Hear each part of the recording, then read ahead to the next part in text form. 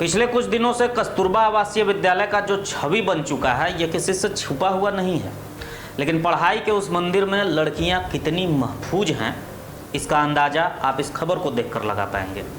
जब बच्चियां पत्रकार को देखती हैं, कैमरे को देखती हैं, तो उन्हें लगता है कि अब उनकी बात पदाधिकारियों तक जाएगी। आतुरता में कई बच्चियां कैमरे की तरफ दौड़ती हैं, कहती हैं मैं कस्तूरबा गांधी विश्रामपुर से बोल रही हूँ। कस्तूरबा गांधी विश्रामपुर से बोल रही हूँ। यहाँ की जो रात को कांड हुआ था उस समय वार्डन मैम यहाँ पे नहीं थी।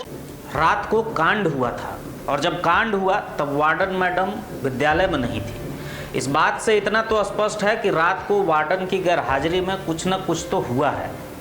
कुछ बड़ी बच्चियां आई और उन्होंने जो कहा वो सरकार और सरकारी तंत्र के मुंह पर तमाचा है।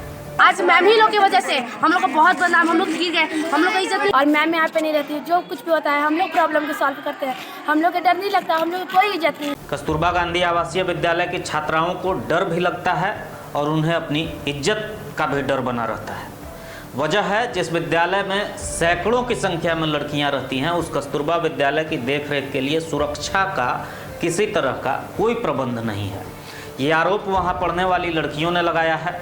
छात्राओं की माने तो विद्यालय का बाउंड्री वॉल भी गिर गया है, जिसके वजह से छात्राएं और असुरक्षित हो गई हैं। छात्राओं ने बताया कि रात को कुछ मनचले युवक टूटे हुए बाउंड्री का फ़ायदा उठाकर स्कूल के अंदर आ जाते हैं। कई लड़कियों ने लड़कों को देखकर शोर मचाई और जमकर हंगामा की। छात्राओं का आरोप है कि उन्हें स्नान करने में भी काफ़ी परेशानी होती है। अगल बगल के असामाजिक तत्व के लोग स्कूल के बाहर मंडराते रहते हैं और बाउंड्री नहीं होने की वजह से छात्राओं को खास परेशानी का सामना करना पड़ता है। इसके साथ ही वार्डन पर भी छात्राओं ने आरोप लगाया कि वो भी अक्सर गायब रहती हैं। आज मैम ही लोग की वजह से हम लोग को बहुत बदनाम, हम लोग गिर गए, हम लोग का इज्जत नहीं है। हम लोग बाहर नहीं आते हैं तो बाहर के आदमी बोलते हैं, अंकल लोग बोलते हैं, लेडीज लोग कि ये लोग कितना गंदी है। मैम लोग बोलती है कि लड़की लोग की नहीं है, बाथरूम में और बाथरूम बहुत गंदा है और लड़की लोग ऐसी है तो हम लोग क्या करेंगे।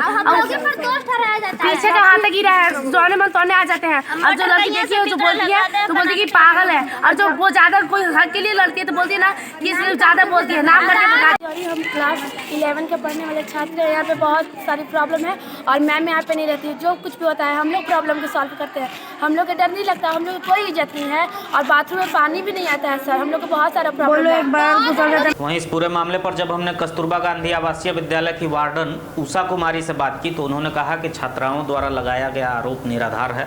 बाउंड्री गिर जाने की बात उन्होंने स्वीकार की। साथ ही उन्होंने बताया कि विभागीय पदाधिकारियों को इस बारे में सूचित कर दिया गया है।